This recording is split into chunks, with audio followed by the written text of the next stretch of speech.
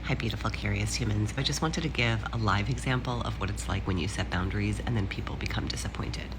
Last night, I was on the phone with one of my twin boys. My twin boys are 26. One is gay and one is straight. I was on the phone with my straight 26-year-old son, who lives also in the city, and he had a lovely night with his girlfriend last night. He had planned on sleeping over at her apartment. He called me while he was out walking his dog before he went to bed, and we chatted, and then he called me back about 45 minutes later, and I said, "What are you doing?" And he said, "Well, I'm leaving and I'm going home." And I said, "Well, what happened?"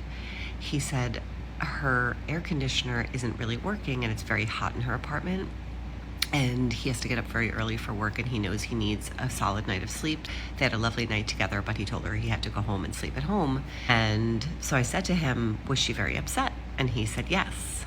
And he said, "But I don't really understand why, because we had such a nice night together. I'm only sleeping at home, but we still had a lovely night together." And I said, "Honey," I said, it's okay for her to be disappointed. The plan changed. She thought you were sleeping there. Now you're not. And she feels disappointed. She'll get over that by tomorrow, but it's valid, and you can validate that for her." And he said, I see that. I agree.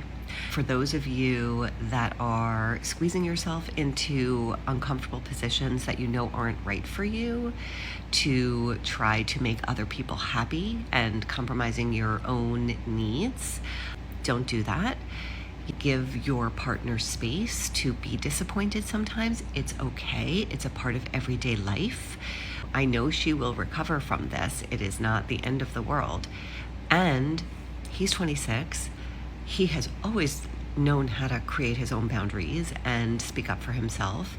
And for him, it's about being able to validate her disappointment instead of minimizing it. He needs to be able to validate it. That would help her, I am sure, and they will move forward. I just thought this was a lovely example of setting a boundary and then what you do about it afterwards. So go to it, set your boundaries.